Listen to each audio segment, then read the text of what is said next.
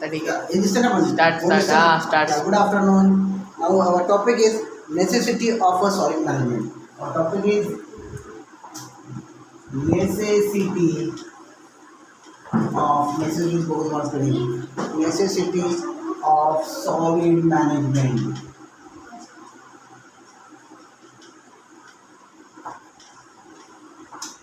Okay, क्या जरूरत क्या है इसकी? Okay, first to keep our surrounding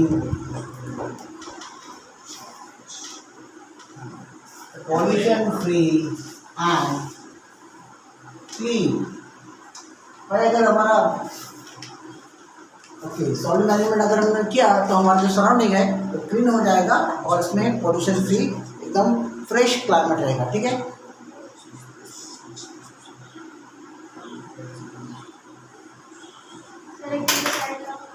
अभी देखो, अभी ये जो सॉलिड वेस्ट रहेगा इसमें से हम लोग एनर्जी भी प्रोड्यूस कर सकते हैं. क्या करते हैं?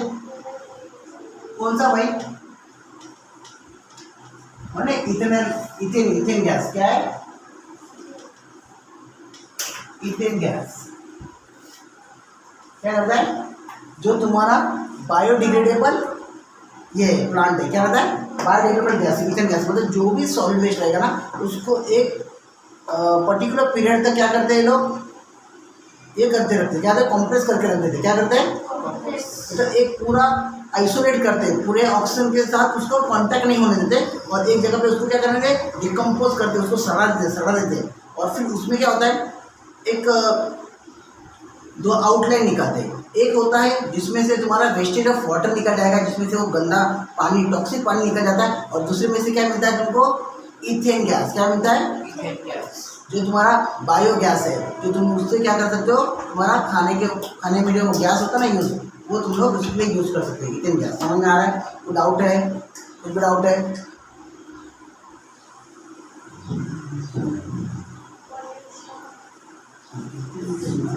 सामने मैंने पहले बोल रही इतने की मीथेन है हमारी कोई नाम का पता. Energy produce for biogas system. ठीक है, and also okay methane water दोनों नहीं चलेगा, कोई इशू नहीं. ठीक है, क्लियर है? कुछ भी डाउट है? तो रिड्यूस द स्ट्रेन. इससे क्या होगा? जो नेचुरल रिसोर्सेज के ऊपर resources will not get much pressure. जो हम बोलते हैं ना कोल, पेट्रोल या जो भी हम लोग उसमें से नेचुरल गैस निकालते हैं ना, इससे ऐसे बायोगैस से हम लोग करेंगे तो इससे जो नेचुरल रिसोर्स है उसके ऊपर कम प्रेशर आएगा. क्लियर है? कुछ भी डाउट है?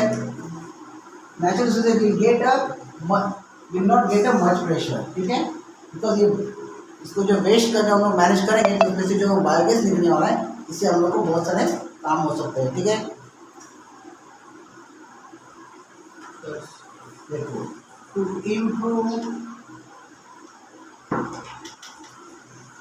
Improve health and quality of life. क्या आएगा? देख भाई, मैंने क्या बोला? मुंबई का, पूना का, नागपुर का जो भी इतना दिया है, अगर इसको हम लोग बराबर यूटिलाइज करेंगे तो वहाँ पे गंदगी नहीं होगी, वहाँ पे क्लीनेस होगा.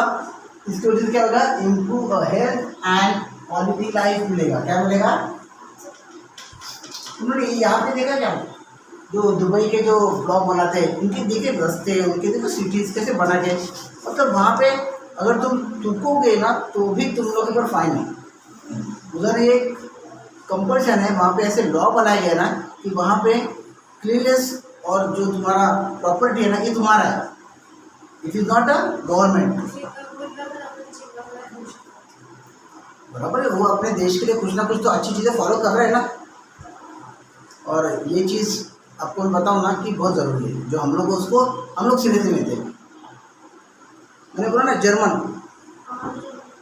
जहाँ पे हिटलर था, नासिज्म, नाजी वाले, नाजिज्म, लेकिन वो हिटलर का एम गलत नहीं था, लेकिन उसके जो तरीके थे वो बहुत गलत थे. एम उसका था, he wanted to make his country almighty. पूरा यूरोप को खाने वाला था, इतना वो डेंजर था। पूरा यूरोप कंट्री है ना, वो सबको खाने वाला था। मैंने कभी पढ़ा वो हिटलर का आदमी तो यार। और उसके इतना, वो इतना रॉन्ग होते भी लोगों को इतना कन्विंस किया था ना, उसके बहुत बड़े फैन हो गए थे लोग, उसके बहुत फॉलोअर्स थे, नाजिज्म हो गए थे। समझ में आ रहा क्या? तो ये अपने देश में तो आपको करना पड़ेगा भाई। समझ में आ रहा क्या? तो improve health and quality health, समझ में आ रहा क्या? क्लियर है? ये नेसेसिटी है हमारे सॉइल मैनेजमेंट करने के लिए, इसके लिए तो हमको करना है। क्लियर है? सीधी डालेगा। क्लियर है? चलो नेक्स्ट।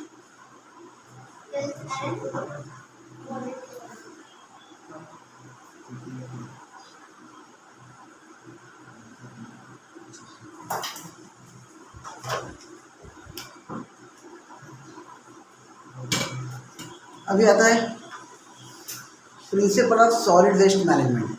प्रिंसिपल दिए कितनी बार ध्यान 4 तक क्या बोले तो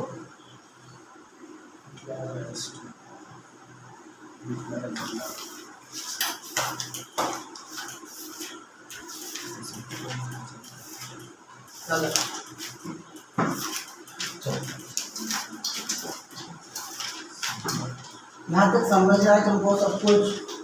बहुत इजी है, समझ के लो थोड़ा सा, थोड़ा एक्चुअली ये देना बोलो था कंपास नहीं करना तो आता है।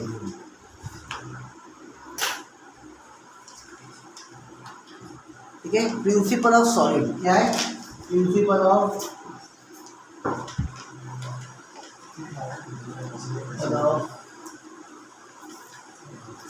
Solid waste management.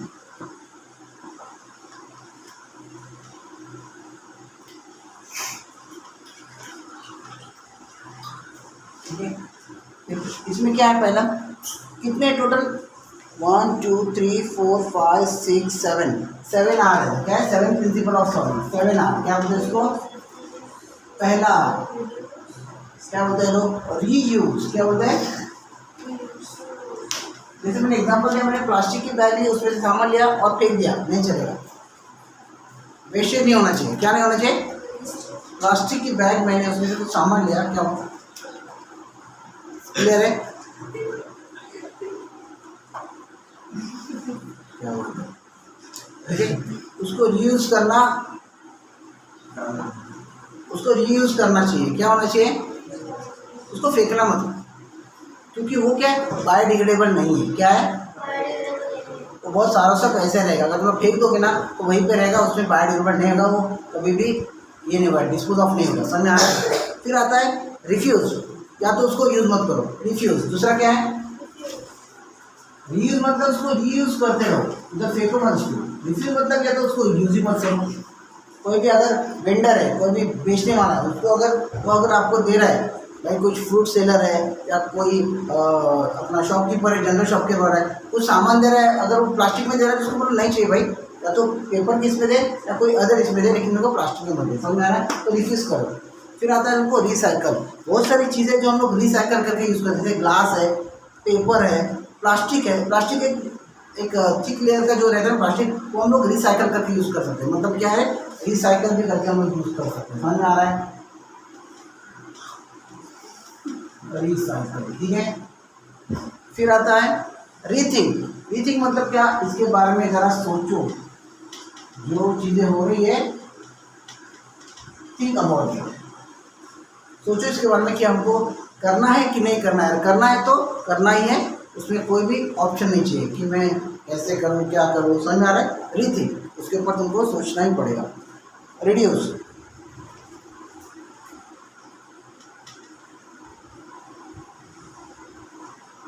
Maximum try करो कि उसका वेस्ट कम हो जाए, रिड्यूस करो उसको। वेस्ट, जो भी वेस्ट हो रहा है उसको ज़रा कम करो। जैसे लोग खाना ले रहे हो, कहीं पे जा रहे हो, कोई पार्टी है, खाना ले रहे हो उतना जो खा नहीं पाओगे तो वेस्ट हो जाएगा, वो सब मत करो। या कोई तुम लोग के घर में इलेक्ट्रिसिटी है, एक आदमी वहाँ पे बैठा है, 2 आदमी वहाँ बैठा है, 3 आदमी, अरे भाई साहब हर जगह पे लोग ये कर रहे हैं, इलेक्ट्रिसिटी यूज़ कर रहे हो, उसको भी रिड्यूस करो, उसको ज़्यादा हिम्मत करो, क्योंकि वो भी एक इन्वायरमेंट बैलेंस के लिए ये डेंजर है।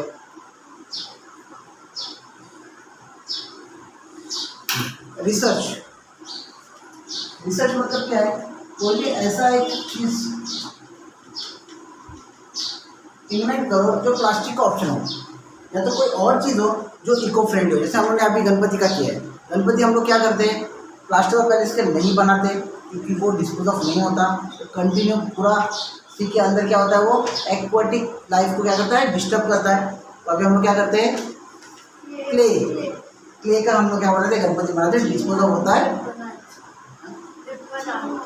हाँ जो भी ठीक है, समझ में आ रहा है, क्लियर है। तो ये हम लोग क्या कर रहे हैं अभी, उसका कुछ ना कुछ तो हम लोग रिसर्च करके हम लोग कुछ ना कुछ ऑप्शन निकाल रहे हैं, और हम ये जो वेस्ट मैनेजमेंट करके जो वेस्ट का प्रॉब्लम है उसको हम लोग सॉल्व करने का ट्राई कर रहे हैं, क्योंकि ये इतनी जल्दी या एक आदमी से नहीं होगा, उसके लिए सोशल अवेयरनेस चाहिए और everybody should responsible for this.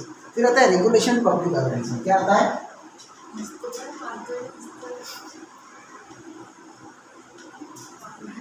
Regulation मतलब कायदे करो, लॉ करो, रेगुलेशन एंड सोशल अवेयरनेस।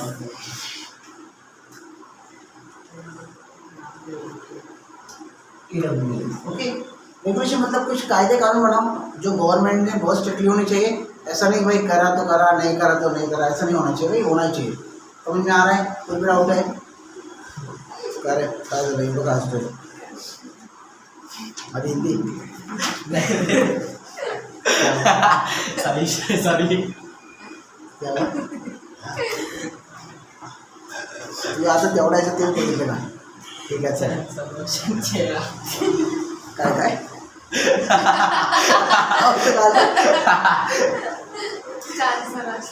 हाँ ठीक है चले, ठीक है।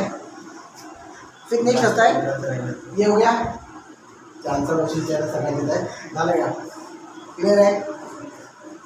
अभी दिया है कुछ पीरियड दिया है, दिखा क्या हो गया,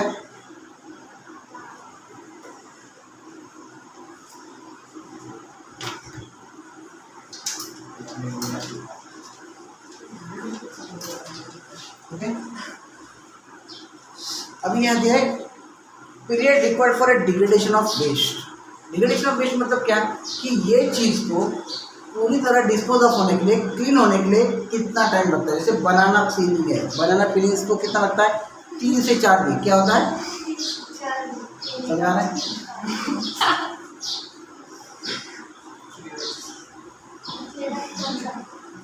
काय काय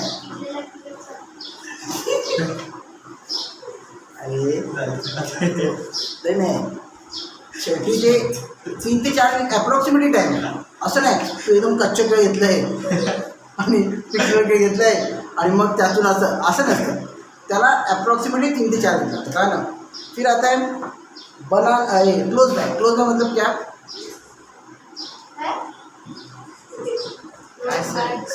कपड़े बैग्स, ठीक है, कपड़ा जो भी है, कपड़े को समझो, कपड़े को अगर वेस्ट में गया है, मतलब उन्होंने कोई कपड़ा है ज़्यादा खराब हो गया, कुछ गया तो पड़का है, आता ये पड़का दाना हो गया, तो इसको अगर डिस्पोज ऑफ करने के लिए कितना लगेगा, 1 मंथ लगेगा। कितना, एग्जाम्पल दे रहा हूँ, जो लोग पोछा बोलते हैं, पोछा एग्जाम्पल दे रहा हूँ, या कोई फटे हुए कपड़े तुम लोग क्या करोगे,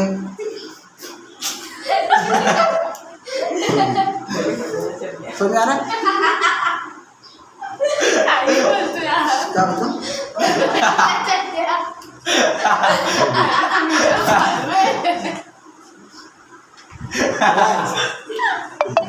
रैक्स को कितना लगता है, 5 मंथ। रैक मतलब क्या, जो गोनी में रहता है उसको बोलते हैं रैक, बराबर है, उसको कितना लगता है, 5 मंथ लगता है, ठीक है। समझ में आ रहा है क्या, ओके। वुलन सॉक्स, वुलन का मतलब क्या है भाई, जो अपने लोकर है, लोकर जैसे अपन बता ना, सॉक्स लोकर, वुलन सॉक्स, उसको कितने लगते हैं भाई, 1 साल लगता है। लकड़ा वुड, उसको कितने 10 से 15 साल डिस्पोज ऑफ होने के लिए, ठीक है, समझ के लो थोड़ा। लेदर शूज ये आएगा 40 to 50 ईयर्स, कितना होता है, 40 से 50 साल, 14 से 15 नाही लेदर शूजला। हाँ लेदर कसे म्हणतात, म्हणजे चमड्या नाही, म्हणजे म्हशीचे गाईचे कातरे काढून म्हणून तर ते बीफ इंडस्ट्रीवर चालतात। मग तुला वाटलं माणूस विनोद त्याचा कातरे काढणार। टीन कैन, टीन मतलब क्या, एक वेटर रहता है टीन, उसका कैन 50 से 100 ईयर्स तक। एल्यूमिनियम कैंस 200 से लेकर 250 ईयर तक डिस्पोज होता है। Certain plastic bags 10 lakh. और थर्माकोल कितना है? इन्फानाइट। समझ में आ रहा है? उसको कोई कुछ नहीं कर सकता। समझ में आ रहा? क्लियर है?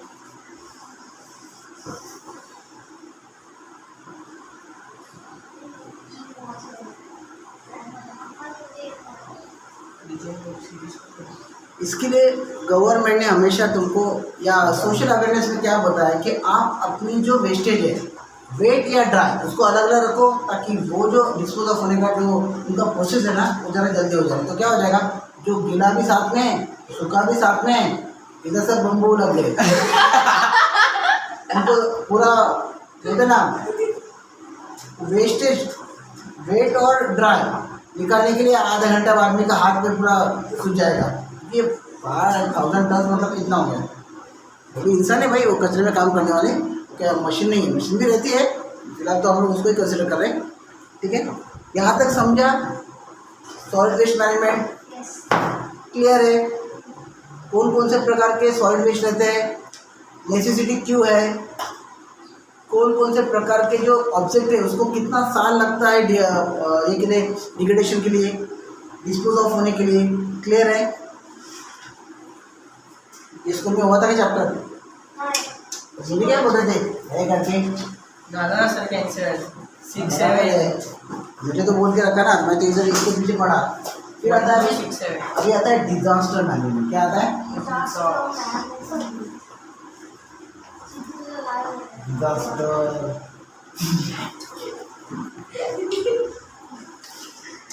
क्या हुआ? अभी देखो डिजास्टर मैनेजमेंट में क्या आएगा, नेचुरल और मैनमेड। क्या आएंगे? नेचुरल। क्या हुआ भाई? नेचुरल में बोला तो हफ्ता की है।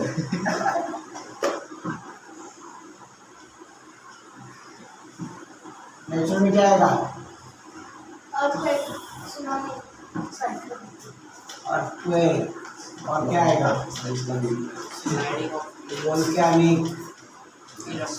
Volcanic eruption. फिर आता है सुनामी। बराबर है? और क्या आएगा? साइक्लोन, चक्रवादल, स्टॉर्म। हाँ तो साइक्लोन मतलब क्या है? तो वो जो एयर एटमॉस्फेयर में जो एयर का जो वार्म करंट और ये रहेगा ना, हॉट करंट, तो एक जगह पे आएगा तो पूरा घुमाएगा भाई। चक्रवादल साइक्लोन उसको बोलते हैं। स्टॉर्म बोलते हैं बादल। तो है क्या तू, वो पानी के अंदर भी आता है साइक्लोन, पूरा घूम जाता है। हाँ, स्टीयरिंग करो, चक्रवादल आएगा। ठीक है, सुनामी है, साइक्लोन, स्टॉर्म है। और मैनमेड बोलते हैं भाई। अच्छा ये भी है, फॉरेस्ट फायर। बताया ना, फॉरेस्ट फायर लकड़ी का सोच। मैनमेड कौन सा है? Terrorist attack, terrorist, bomb blast, Battleground, accident. बराबर ना, ये भी आएगा ना। और क्या आएगा? टेररिस्ट से, बॉम्ब ब्लास्ट से, एक्सीडेंट से, और गैस लीकेज। जो कि मैन में है, ये तो बहुत बड़ा प्रॉब्लम है, गैस लीकेज। और क्या आएगा? गैस लीकेज, आग लगा। टेररिस्ट से, बॉम्ब ब्लास्ट है, और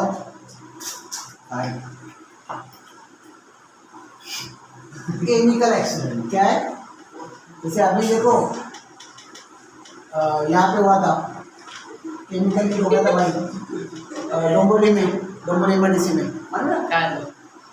गैस लीकेज हो गया था, केमिकल सब बाहर आए थे, पूरा फट गया था। पूरे 2 किलोमीटर तक के 2 किलोमीटर तक लोगों के घर के कांच टूट गए थे। तो एक आदमी चाय पी रहा था, उसके चाय के थैली में ग्लास के टुकड़े। क्या है? ऐसा बैन है ना। हाँ ठीक है, समझ में आ रहा है? केमिकल एक्सीडेंट समझ आ रही, मैन मेड है। क्लियर है? Terrorist attack, bomb blast,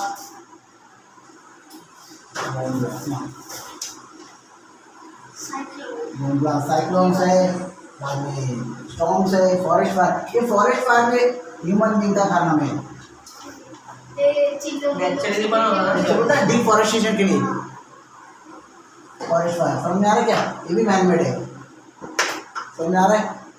sir sir इधर एक का और बिस्कुट ऐसे कर। हमने तू ओके, गुड आफ्टरनून एवरीबॉडी। और नेक्स्ट टॉपिक इज प्रत्येक वेळेस ऑब्जेक्ट ऑफ ओके, नवीन है ना? नवीन नाही अच्छा, कंटिन्यू केला है? मग सर काय प्रत्येक वेळेस गुड आफ्टरनून एव्हरीबडी एका व्हिडिओ याने मध्ये बंद केलेलं ना, मला की आता परत बंद केलं। हाँ ठीक है। ऑब्जेक्ट ऑफ डिजास्टर क्या है, किसके लिए करने का डिजास्टर? एक तो क्या है, prevention of loss and damage. अगर हम लोग पहले ही प्रिपेयर है कि भाई यहाँ पे फ्लड आने वाला है, यहाँ पे अर्थक्वेक आने वाला है, तो हम लोग पहले ही प्रिपेयर है। हमारा यहाँ पे क्या हो जाता है, पूरा माइंड सेट होता है कि अभी हमको कैसे क्या कुछ करना है। हमारा एक्शन हमारा प्रॉपर प्लानिंग रहता है। समझ में आ रहा है? क्लियर है? तुम्हारा कुछ एक्शन सडनली होता है तो तुम क्या कर देते हो, कुछ नहीं कर पाते, यू आर हेल्पलेस।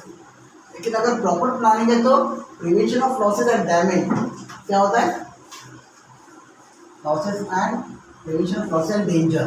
जो धोखा है वो भी कम हो जाएगा और जो होने वाला नुकसान है वो भी कम हो जाएगा। ठीक है, लॉस पण कमी होईल आणि नुकसानी कमी होईल। इम्प्रूविंग टॉलरेंस, तुम्हारे पे शक्ति आ जाएगी कि ताकि तुम उसको फेस कर सको। समझ में आ रहा है? Providing relief from the disaster, तुमको तुरंत क्या मिल सकती है, मदद मिल सकती है, you can get a proper relief. Clear है? प्रिपरेशन टू फेस अप, अभी कोई भी प्रॉब्लम आ जाए, एक एग्जाम्पल है फ्लड है लेकिन तुम्हारे पास सब अरेंजमेंट है, अर्थक्वेक है तुम्हारे पास सब अरेंजमेंट है, वोल्केनिक इरप्शन है तुम्हारे पास अरेंजमेंट है, तो तुम उसके हिसाब से एक्शन करके तुम्हारा कॉन्फिडेंस लेवल तुम लोग इम्प्रूव करके तुम लोग उसमें सर्वाइव कर पाओगे। समझ में आ रहा है? इमीडिएट एक्शन तुम लोग ले सकते हो, तुम्हारे पास जो जो अवेलेबल जो रिसोर्सेज है तुम लोग यूज़ करके क्या करते हो, खुद को बचा सकते हो और you can face that problem. ठीक है, assessment of damages and industry, समझ में आएगा ये कितना इंडस्ट्री कितना तीव्र है डिजास्टर, कितना हमारा लॉस हो सकता है और हम लोग उसमें से कितने बच सकते हैं। समझ में आ रहा है?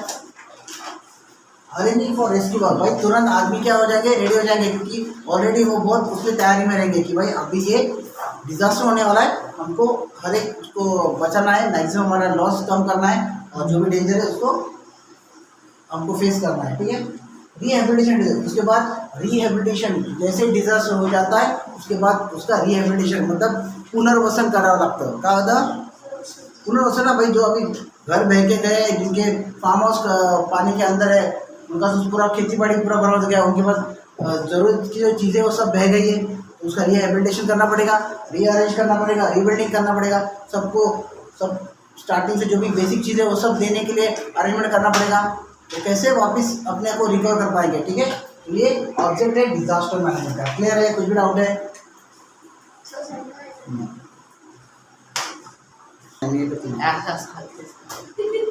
अच्छा त्याला हे होतं झालं का नाही? First aid to disaster victim. अभी देखो, अगर ऑन द वे तुमको देखा कोई एक बंदा है जिसका एक्सीडेंट हुआ है, तो उसके लिए तुम लोग क्या करोगे? तो लोग तो सेल्फी निकालोगे, लेकिन जो रियल आदमी है, जो जेन्युइन आदमी है, वो क्या करेगा, पहला उसका जो भी खून बह रहा है, जो ब्लड फ्लो हो रहा है, उसको रुकाएगा, उसको कुछ ना कुछ तो क्या करेगा, रुमाल से उसको वो जो खून है, जो जख्म है वहाँ पे वो बांध देगा, बाइंड करेगा, ताकि वो उसका हाँ, या कोई भी पानी से उसको पहला जख्म साफ करेगा, बैंडेज लगाएगा, या फिर उसको इस तरह होल्ड करेगा ताकि उसका ब्लड फ्लो ना हो। बराबर ना? इसको होता है first aid to disaster victim. क्या होता है उसको? First aid to disaster victim. First aid क्या करोगे तुम लोग? भाई पहले बैंडेज करोगे, पहले वॉश करोगे जो वुंड रहेगा, wash the wound, then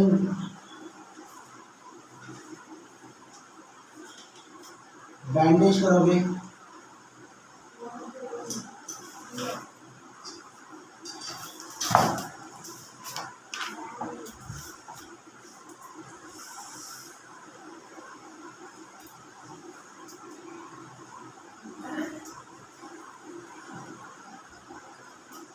bandage करोगे,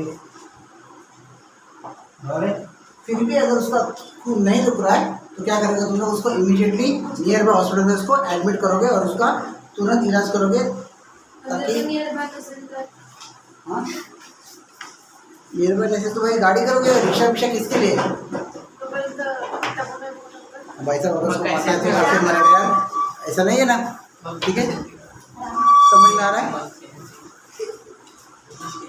ये सब इमीडिएट रिएक्शन तुम लोग करोगे, इमीडिएट एक्शन तुम लोग करोगे ताकि वो बंदा बच सके और उसे ज़्यादा से ज़्यादा मतलब नुकसान ना हो, ज़्यादा उससे बॉडी से ब्लड बाहर ना फ्लो हो जाए, समझ में आ रहा है।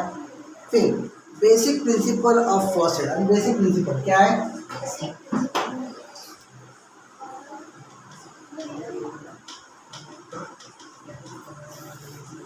Of first aid. पहला क्या बोलता है, एयरवे। एयरवे मतलब क्या है, कोई बंदा अगर वीजा से विक्टिम है तो हम लोग ऐसा पूरा क्राउड जमा होता है उसको देखने के लिए, क्या है क्या है, वो बड़ी नहीं उसको जिंदा रहे वो नहीं, वो क्या है उसके लिए, तो उसके लिए पहला एक ओपन स्पेस रखो ताकि वो ब्रीथिंग कर पाए, क्या करे, समझ आ रहा है मैं क्या बोल रहा हूँ।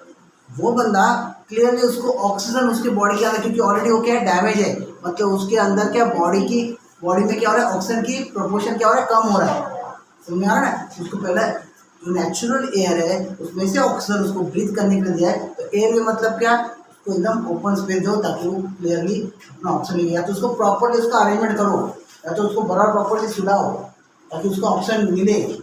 अगर वो बोलते ना बैक पे सो गया तो जो फ्लो है हवा का, जहाँ पे ऑक्सीजन की मात्रा ज़्यादा है वो ले पाएगा और वो आराम से अपनी बॉडी को सर्वाइव कर पाएगा, समझ आ रहा है, ठीक है।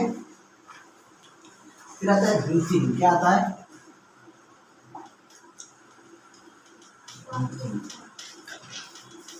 ठीक है। अभी समझो, मैन होल में कोई बंदा गया, इधर मैन होल जो बोलते हैं ना, बहुत जगह पे कुछ ना कुछ काम चालू है, वहाँ पे बहुत बड़े खड्डे खड़े हैं और उसके अंदर गया है मैन होल, नहीं जो भी है, क्रिकेट सिखाए तो चाहता था ना पढ़ना, तो बॉल पकड़ना पढ़ना, ये एग्जाम्पल दे रहा हूँ। या तो कोई एक बंदा है जो ऐसे कंडीशन में कि वो सांस ले नहीं पा रहा है, सांस मतलब उसको आर्टिफिशियल सांस की जरूरत है, क्या है,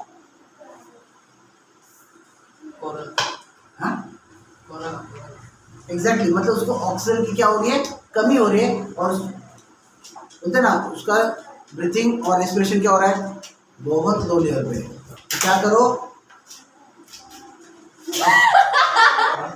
काय सर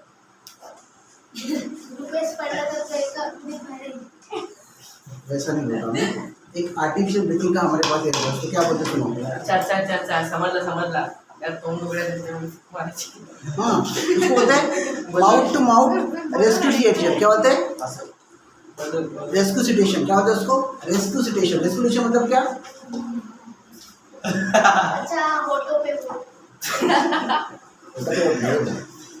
नहीं वो जरूरत है ना, अगर उसका ब्रीथिंग उसके अंदर ऑक्सीजन का कुछ प्रॉब्लम है, जैसे बोलते हैं ना विंड पाइप में कुछ ना कुछ इशू है और ऑक्सीजन एंटर नहीं हो रहा है, बराबर ना, डॉक्टर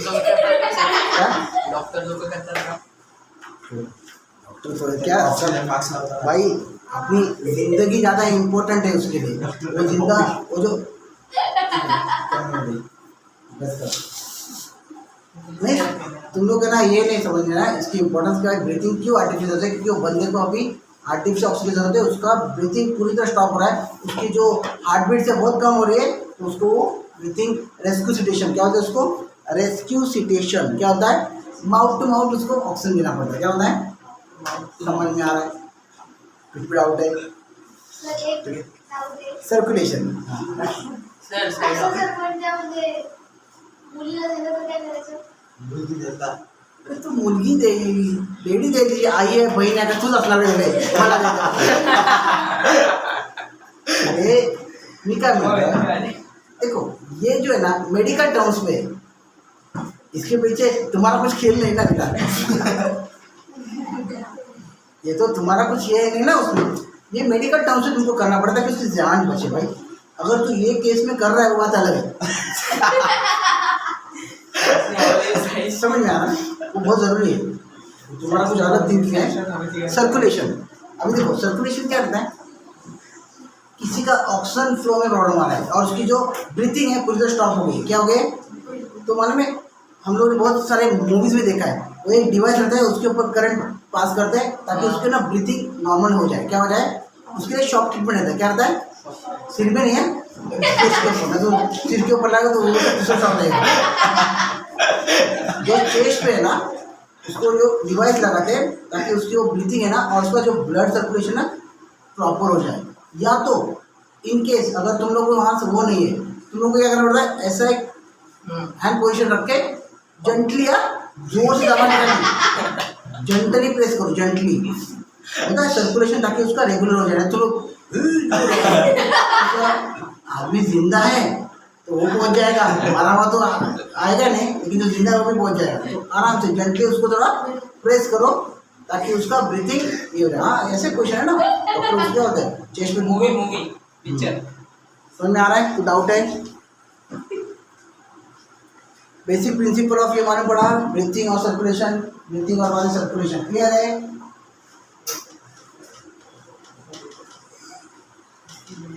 क्या बोला समझ में आया? एयर वे क्या होता है, ब्रीथिंग क्या होता है, सर्कुलेशन क्या होता है, मालूम पड़ा? कुछ भी डाउट है? Okay, now next is bleeding. Bleeding मतलब अगर कोई विक्टिम है जिसका ब्लड कंटिन्यू बह रहा है तो क्या करने का, उनको उसको वॉश करो, उसको बैंडेज लगाओ और या तो उसको एक जगह पे ऐसा प्रेस करो ताकि उसमें से ज़्यादा ब्लड फ्लो ना हो, 2 या 3 मिनट, ताकि जिसका जख्म में से जो ब्लड फ्लो है उसका स्पीड थोड़ा कम हो जाए और उसके अंदर से ब्लड का जो ये है प्रोपोर्शन है, ब्लड डोज कम हो जाए। समझ में आ रहा है? कोई डाउट है?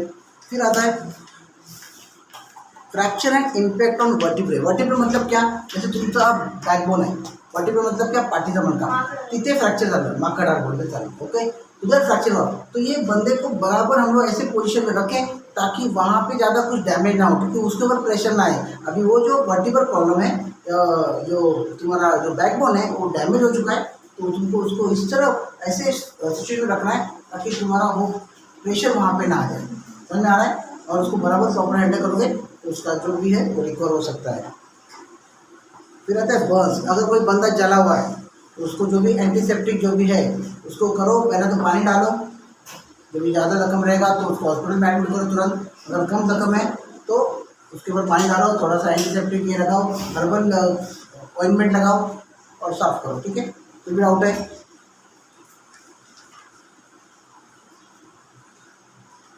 फिर आता है injuries like sprains, twisting and contusion, the RICE remedy. RICE मतलब क्या?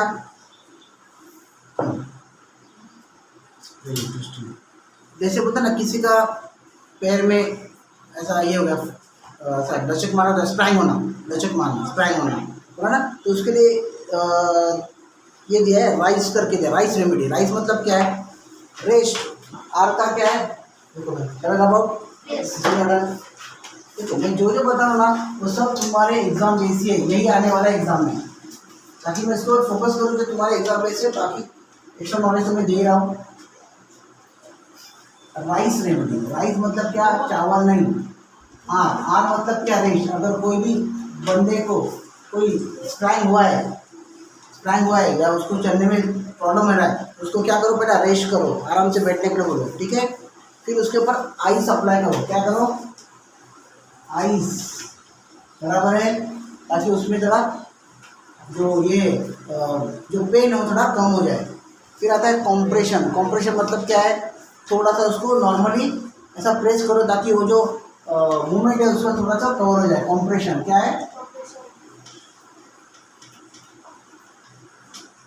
कॉम्प्रेशन मतलब जहाँ पे उसको स्प्राइंग हुआ ना वहाँ से थोड़ा सा बोलते रहते मसाज करो ताकि वो जरा उसका पेन कवर हो जाए और जो एक रिलीफ मिले, और जहाँ पे उसका जो पेन हो रहा है ना वहाँ से उसको ज़रा थोड़ा सा रिलैक्स हो जाए, ठीक है?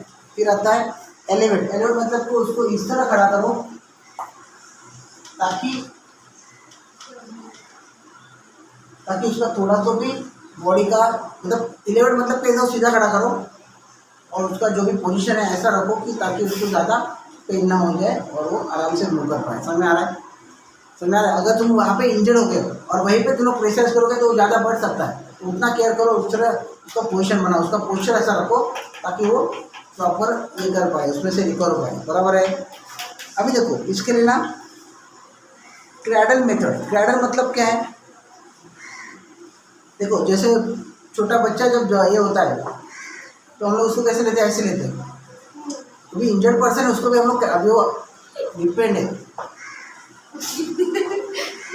कोई भारी भरकम रहेगा तो तुम उसको क्रैडल नहीं कर पाओगे भाई। अभी तू हो गया या मैं हो गया, हमको कौन क्रैडल करेगा? उसको क्रैडल करना पड़ेगा भाई। क्रैडल मतलब क्या है? उसको ऐसे दोनों हाथों से लेके हम लोग उसको, अगर कोई बंदा जो ये हो गया, फ्रैक्चर हो गया या उसको कुछ ये लग गया है, स्प्राइन आया है, तो उसको हम लोग कर सकते हो। ठीक है, फिर आता है carrying piggy bag. Piggy bag मतलब क्या? पोखरू, छोटा बच्चा कम एज का, और ये बोला पोखरू नहीं, छोटा बच्चा। हाँ साइज ठीक है, ये पोखरू कैडल। फिर ह्यूमन क्रश। ह्यूमन क्रश मतलब क्या? उसको आप उसको हाथ से सपोर्ट करो भाई, उसको बोलो मेरा कंधा यूज़ कर, तेरा हाथ यहाँ पे रख और तू थोड़ा आराम से चल। Human crush method. ठीक है, पुलिंग और लिफ्टिंग मेथड। भाई एक जन हाथ पकड़ो, एक जन पैर पकड़ो, लेके जाओ सांप को झूला। फिर होता है carrying on a 4 hand chair. 4 hand मतलब क्या? भाई दो बंदे रहेंगे, ऐसे हाथ करेंगे, उसको बीच में उठाएंगे, चलो भाई घर पे अपना मोरिया। अरे carrying 4 hand chair. 4 hand chair मतलब क्या? जैसे देखो तुम दोनों आ जाओ, तुम दोनों आ जाओ, तुम दोनों आ जाओ। हाँ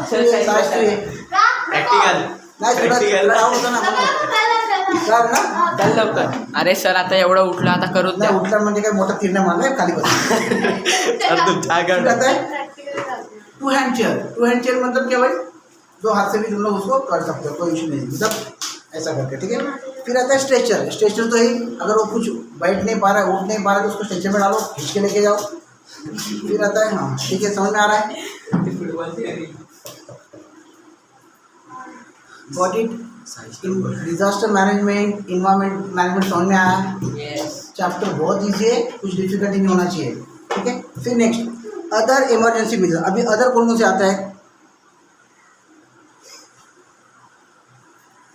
boats are used by the survivor या by the life saver in case of a flood. कभी फ्लड हुआ तो क्या करेंगे वो लोग? एज अ लाइफ गार्ड या एज अ लाइफ सेवर करके वो क्या करें? बोट्स का इस्तेमाल करेंगे और जो भी डूब रहे हैं उनको बचा के वो लोग लेके आ सकते हैं। फिर ठीक है, फिर आता है अगर कहीं पे भी आग लगाए तो क्या करें? फायर एक्सटिंग्विशर यूज करके हम लोग उसको कंट्रोल में रख सकते हैं। ठीक है,